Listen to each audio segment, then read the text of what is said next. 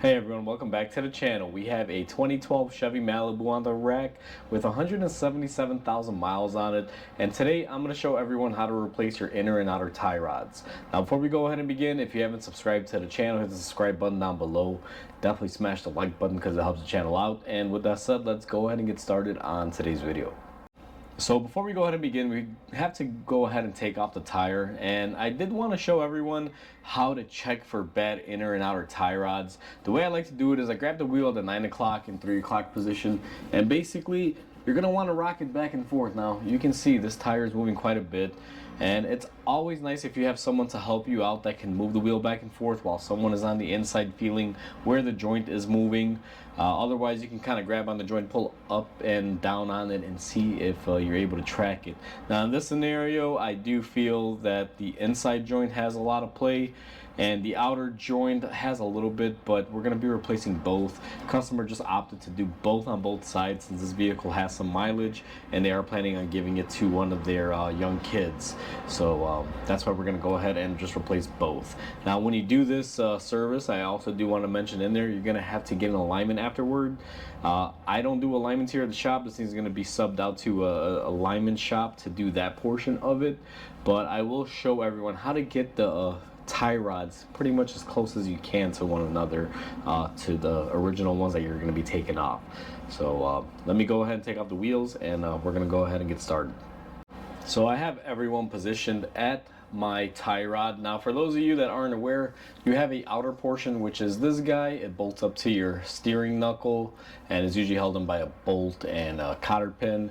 And then we have the jam nut here, which is what locks this into place and keeps the two halves from spinning, causing your alignment to go out of whack. Typically when an alignment is performed, this jam nut is loosened up and this inner tie rod is basically moved in or out depending on where it needs to be able to set the correct depth of it. So where I always like to begin on a job like this, a lot of people always assume, go for this and disconnect the joint. But here in the rust belt, my biggest thing where I like to start is I take my 21 millimeter, that's what this car has, and I'm gonna go ahead and see if I can crack loose my jam nut. If you don't loosen this now and you disconnect the joint from here, what will happen is it's sometimes maybe impossible or very difficult to try to hold this into place and loosen this up. What you could always do is just temporarily put it back in the knuckle if you did that and put the bolt in a couple threads and then go ahead and do the same thing. But I find that the first step is just easier to do it this way. So now that I got that loosened up, I'm on my way, and what I'm going to do is go ahead and remove my cotter pin here and get that bolt off. So I'm going to grab a few tools and I'll be right back. So I have my side cutters, and we're just gonna go ahead and remove this cotter pin. Now if it breaks on us, doesn't really matter because we're gonna be replacing this tie rod anyway. So we really don't care if it comes off or not. Now mine is moving, but it is jamming up a little bit here, so I just kind of cut the heads off a little bit, and we're able to successfully get it out of our way.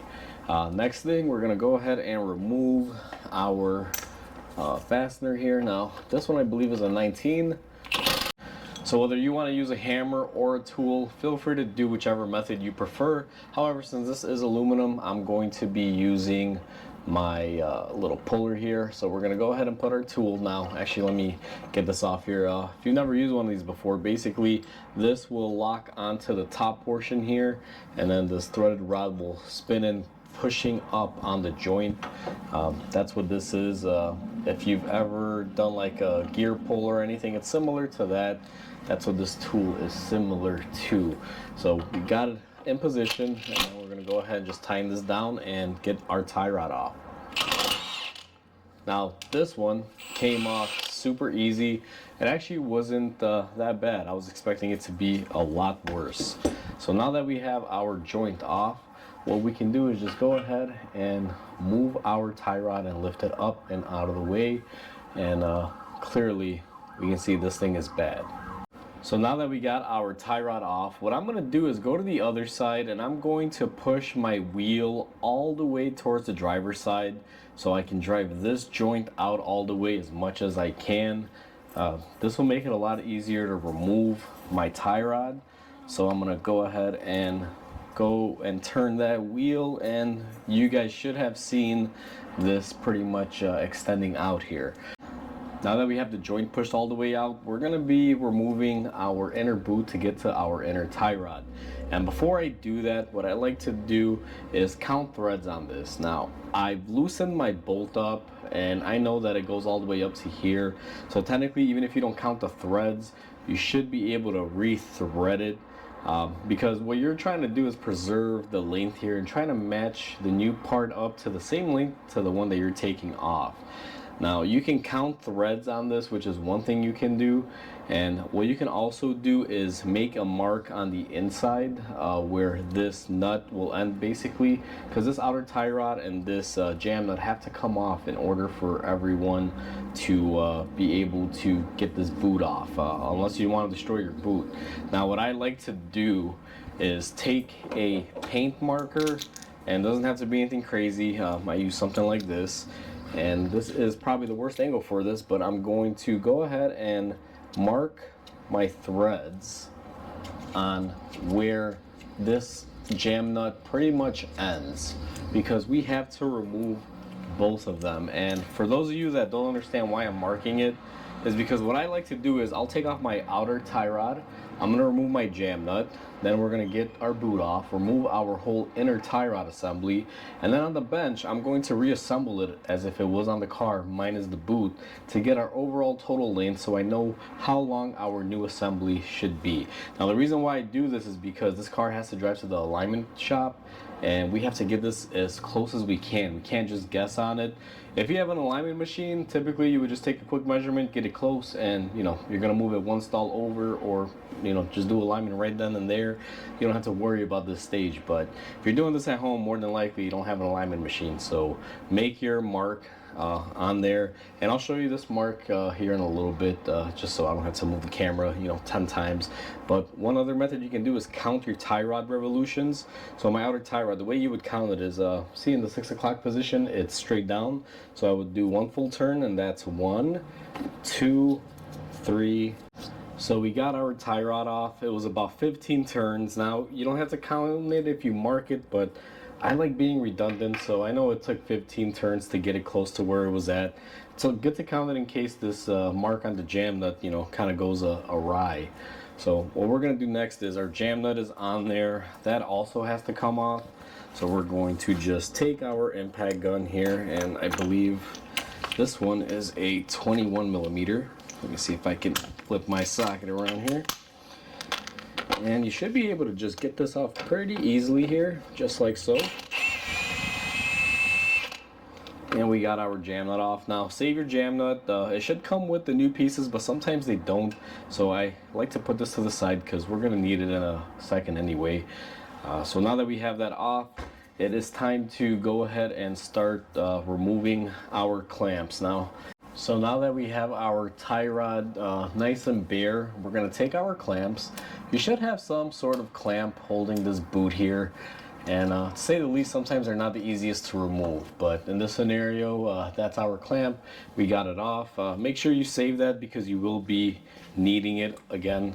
We need to reuse that one. The clamp that usually replaces is going to be the one that's further inside that we're going to remove next. So now that we got that off of there, I'm going to move you guys inward, and it's time to remove the inside clamp. Now I moved the camera further in, and we have access to our inside clamp. Now these are usually a one-time use. These clamps are really difficult to reinstall when you're in a tight space. So I have a little trick that I use on most of these, is that once I take this clamp off, I'll show you what I use. Now I know a lot of people may disagree with it, but I like using radiator clamps. You'd be surprised. Those universal 8mm clamps with the bolt, they work pretty well. So to take this off, what I'm going to do is grab a flathead screwdriver, and what we're going to do is gently open up our old clamp. Now sometimes they will fight you, sometimes they will give it up pretty quick. I try to catch them on the lip here, and just like that, once we open it up, we should be able to get this out of our way. And unfortunately we're not going to be reusing this one, and I'll show you why here in the next clip. But now that we have that, what we should be able to do is come in here and pop our boot off. And let's see if we can get this other half off here. And we should be able to just slide off our boot from our tie rod end there, just like that. So now we are looking at the inner tie rod, and this is where it bolts up to. You can see it's not really a bolt, it's like a little circular portion that has these two flats cut out in there, so you can get a tool to be able to remove it. Now sometimes you're able to rent specialty tools from an auto parts store. There is a special tool to getting this off, because most of the time, as you can see, there's no real way to get in here with a wrench. Some people will grab channel locks or pliers that are big and just try to get it off. Getting it off isn't the hard part. The hardest part on these is making sure they're nice and tight, because this has to be a very secure connection. Otherwise, you could run into issues of losing steering. So you always want to make sure you have the appropriate tool. Now, I like using this Mayhew tool. It basically has these little gears in there that will engage and remove it. It's really, really good at doing this. So this is what I'm going to be using, and I'll zoom the camera back and show everyone how I use it. Now, one thing that I didn't show from the other angle was the boot removal, but typically the boot would be sitting on here like that. All I did from the back end was just basically pull it out. So the way this tool is going to work is we're going to go ahead and put this in here and make sure we get it on our tie rod end. And then we have the other end here that is a 30 millimeter. We're going to put our 1/2 inch breaker bar on here, or ratchet, and we're going to go ahead and just unscrew it just like that. Now, it doesn't take a whole lot. Sometimes it will have like a violent pop, but this tool makes life so easy to do this. So once I break it loose, I should be able to just go ahead and get this tool off of here. No need to leave the tool on there any longer than you really have to be quite honest. And what I'm gonna do now is just grab this tie rod end and spin it off. So now that we have it screwed in there, what we're gonna do is go ahead and tighten this. So I'm gonna take my tool, and what we're gonna do is go ahead and put it in there. Now be careful with the threads, make sure your tool gets in there, and then what we're gonna do is go ahead and use it in the on position to tighten it up. Now if you don't have this tool and you're using something else, it'll vary. This portion of it can vary quite differently depending on what tools you have, but this is the method that I use. I'm gonna go ahead and get this tightened up. So I have everyone at the bench, and we have our new tie rod here. We're going to be using it for a comparison. Now previously we made a white mark on our tie rod end here before we removed the jam nut. So we know our jam nut goes up to where that white paint is on the threads. Now, one thing I like to do to compare new parts with old parts, and this is very crucial because sometimes tie rods, especially if you're replacing them with aftermarket ones or original ones, they may have different inner lengths. They could vary by a millimeter or so. Now I'm looking at these and just comparing them. These are pretty much spot on. I feel like this one's just a tiny bit more, maybe one more thread longer. So now we know what we're working with. So our old tie rod, we have to assemble it so we can get a good idea of how to set our new one in. So this is where our jam nut comes into play. Now this is the one that I took off. You can see the white paint there. So what I'm gonna do, and this is why I marked it, we're gonna go ahead and run this down. Now this can take a little while here, but let's try to do this really quick because we're gonna get an overall length. And right about there is where it should go. That's where my white mark stops. And now we're going to take our other tie rod end that we removed, the old one. We're going to go ahead and thread it in there. Now, I started threading it early, but we counted 15 threads earlier. So let's see if we get 15 out of it. We're going to start the thread. So that's going to be it right there. So we got, let's see here if I could get this right. So you always got to thread it in, so once it's on the threads, and then you start doing your rotations and counting it out. Now I'm going to go ahead and do this off camera, and let's see if it was 15 or not. 14 and 15.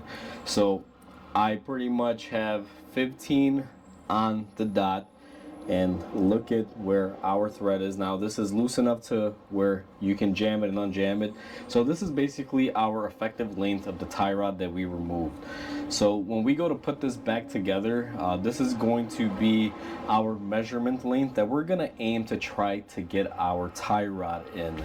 And this will all make sense here in a little bit when I show you the process. But just to give everyone a good idea, because I don't want to move back and forth to my bench, now that we have our tie rod the way it was set up on the car, we're gonna measure what I like to call effective length. So what I typically will do is measure from one end of the tie rod, and the way I like to do this, I'm actually gonna have to flip this one around like this, is I find a point on here. Now typically I'll find this point right here where they made up, and we're gonna measure, and we have about 16 inches basically to the end of the tie rod cap. You can measure it in between in the middle. Now again, you're trying to get an approximation, but I find that 16 is where this length is at. And now that we're armed with that information, it is time to go to the car, and we're gonna have to reinstall our boot. And we're not gonna reinstall this all the way fully because we need it to be loose for our measurements for the new one. And then we're gonna get our clamps in there ready to go, take our measurements, and install our tie rod. Now another thing that I wanted to show everyone, this was the inner clamp that we removed. These are one-time crimp use. I know these are available, you can get them, but they take forever to arrive because most part stores will not keep them in stock, and sometimes finding the right size can be a bear because they may be a little bit too small, a little too big. So to eliminate this issue, what I like to do, and this isn't the exact clamp that we're going to be using, but this is the exact same style. I like using these radiator clamps, obviously a bigger portion. I have some very large ones for this specific task, and I basically will put these in place of this, and it'll cover the same effective length. If you look at that right there, it basically will cover the, oops, sorry, I'm a little bit off angle. It'll cover it exactly where it should be and then some. So this is going to be the upgrade that we're going to be doing to it, is using a radiator clamp. Because if I use even something, let me see here if I can get it. If I use something close to these, which I do have them, there's no way you're going to be able to crimp these on tight enough and keep water from getting in there. So for anyone that's about to bash me for that step of it, just, you know, get it out of your system already. We're using those clamps. It's the next best thing if you don't have the exact fit ones like this, which are pretty difficult to find, at least here in my area. Now if you guys wrench for a living and you have a kit available, or you know of something that works for this specific task that I'm not aware of, feel free to comment down below. Let me know, because trust me, I would love to find these if I'm able to in a kit. I just haven't been able to find them as of yet. So let's go ahead and move to the car. We're gonna need our boot. We're gonna grab our old clamp for the front portion that is perfectly fine to reuse, and then we're gonna get a new clamp for the back. So now that we have our boot and clamp, and this is going to be our clamp here, I already went ahead and chose the sizing. The way that you're gonna stack these, and don't forget, is you're gonna do your back clamp. You need your boot, obviously, don't forget that. Go ahead and put in your forward clamp, because this one, if you forget it, you're not gonna be able to get it in there. We're gonna go ahead and push all that together.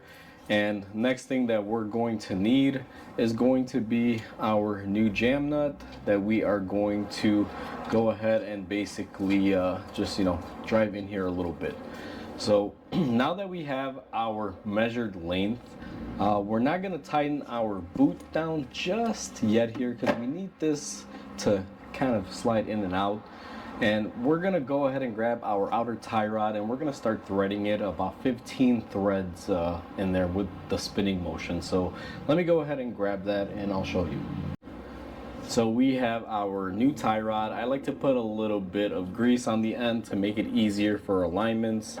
And then what we're gonna do is the same process, is we're going to get this started on here. One thread basically. So let's see here. Once you get your one thread, we're gonna just go ahead and count out until we get to 15. Now I'm not gonna go all the way in like full detail here and just watch me count it, so we'll be back once we get it going here. But basically, now that's started, we're gonna go 1 and 2. 14 and 15. So now we have our threads, 15 threads in. We should be fairly close. Now since our inner tie rod and our outer tie rod, which I didn't show, I actually kind of measured the old one with the new one. They're effectively the same length, which means they should have effectively the same amount of threads. And again, you don't have to get as technical and detailed as I do when it comes to this. You could just count the threads, make sure they measure up, somewhat, and they're close to one another, and set them straight that way. Or you could just take the counting method and implement it and do 15 turns on this side, go ahead and install them, and then do the exact opposite on the other side depending on how many threads you have on this. I don't want to make it super complicated, but I'm just showing everyone the best steps to do this, and you can choose whichever method you prefer. But you could measure it out like I did and assemble the old part, or what you can do is just go ahead and do everything that we did and measure it out and get the best effective length on these tie rods. So if you're an overachiever like me, the complicated way of doing this, with our boots still off of it, you could come in here and take your tape measure and basically we got to get this tie rod lifted up here and take an effective length to where we pretty much are at 16 like we were on our old one. Again, the reason why I measure it and do it this way is because this has to drive on the road for a couple miles to go to the alignment shop, so I like getting it exact. But if you're doing this in your driveway and you're not going too far, you can just do the counting method. And if you really want to get really crazy with it, take your old assembly too and just get these two to match up here as close as they can, and just kind of look at your tie rod and see if they match up. Now mine's pretty much right on point. I anticipate this car to have a pretty decently straight steering wheel and drive somewhat straight. Now it's not gonna be perfect because we're just kind of doing rough measurements here, but this is the way I like to do it, just to play it safe when it comes down to it. Again, you don't have to go through any of this if you don't want to deal with all the specific extra overachieving stuff like I am. Just break this loose, count the threads, and make sure you get the same amount of threads back in. If your parts all match up between your old and your new, they're the same effective lengths, you're pretty much good to go. So I'll leave that portion up to you and leave it up to there. So since I got my mine pretty good here, we're just going to move this jam nut in just a little bit closer and just hand tighten it so we don't lose that length. Now what we got to do is go ahead and install our boot, so let me show everyone how we do that. So to install our boot, what I'm gonna do is take our boot and run it up.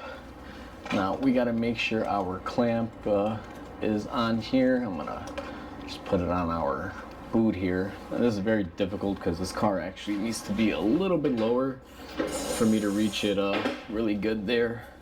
And yeah, you guys are still in frame here.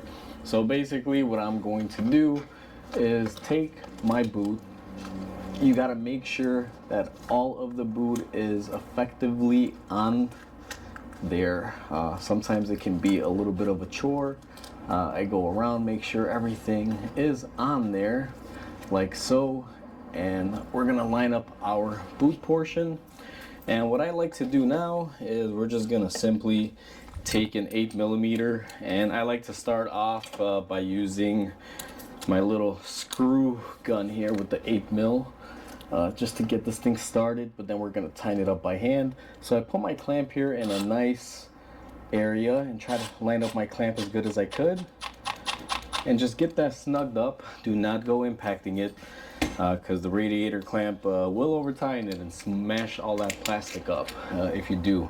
Then we're gonna come in here with our hand ratchet and just snug as a bug, which is right there. That's where I like it. And our boot is now nice and tight on the inside, and always check, go ahead and pull on it just to make sure it's not coming off. And for those of you that are hating or say this doesn't work good, I mean, just look at that fitment, guys. I know it's a radiator clamp, but it works, and they're stainless, so they don't rust. So basically, it's the same exact type of clamp that you're taking off that you're putting on, except one was meant for a radiator or other uses, and I've adapted it to this. This is what I've done over the years, and trust me, it works really, really well.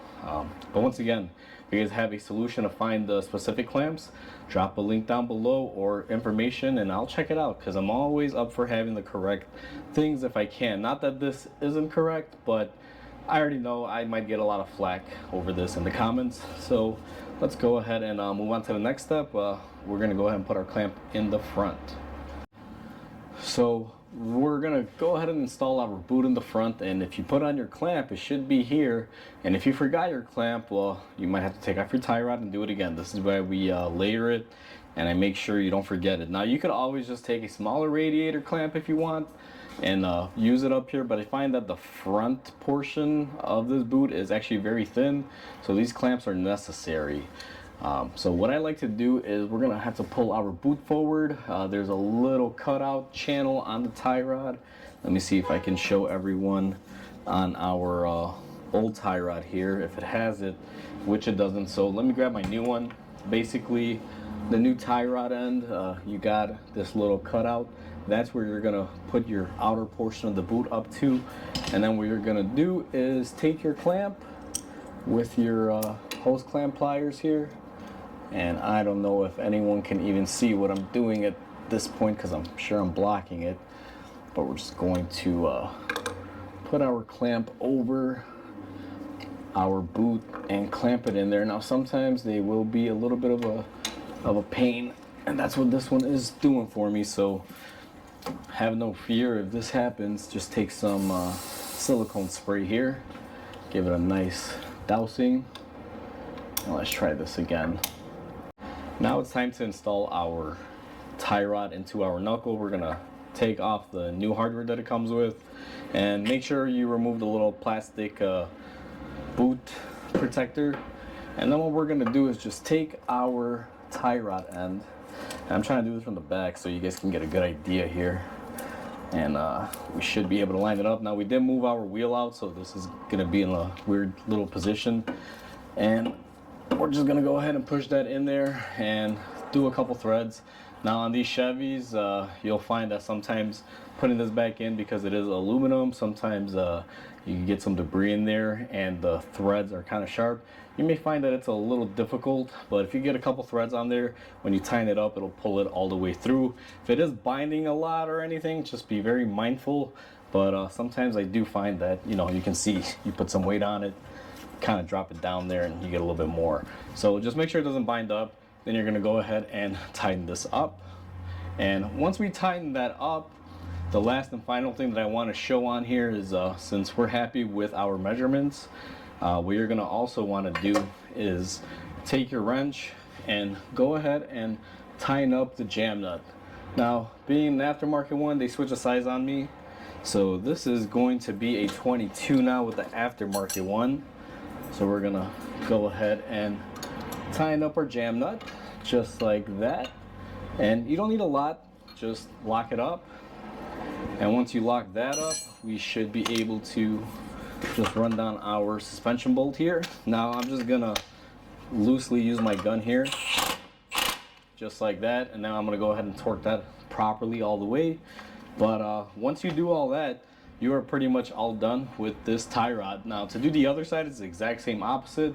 There may be some more obstacles back here when it comes to the inner tie rod, you know, like the boot and everything, but it's an identical process. I'm not going to show both sides, even though we are doing both, just for the sake of making this video not as long as it probably already is. So that's how we replace tie rods on a Chevy Malibu. So we are all said and done. That is how you do your inner and outer tie rods on a Chevy Malibu. Now, just to give you guys a couple pointers here, the hardest part of this job is going to be getting the inner tie rod on and off. You got to have a specialty tool. I'll link the tool that I use down below if it helps you guys out. They can be quite expensive though, just heads up. Other than that, you can run them for a small fraction of that price from an auto parts store if they offer that, depending on the area that you live in. Almost every car out there that uses rack and pinion will have this setup on there, almost identical. It'll just make a difference of getting in there, the tightness of where the rack is located, but the process itself is pretty much very similar. So that's pretty much it when it comes to this. One thing I do want to mention is that you don't have to get crazy and measure things out like I did. As I mentioned before, I like using that method just to get it perfectly straight, or as much as I can.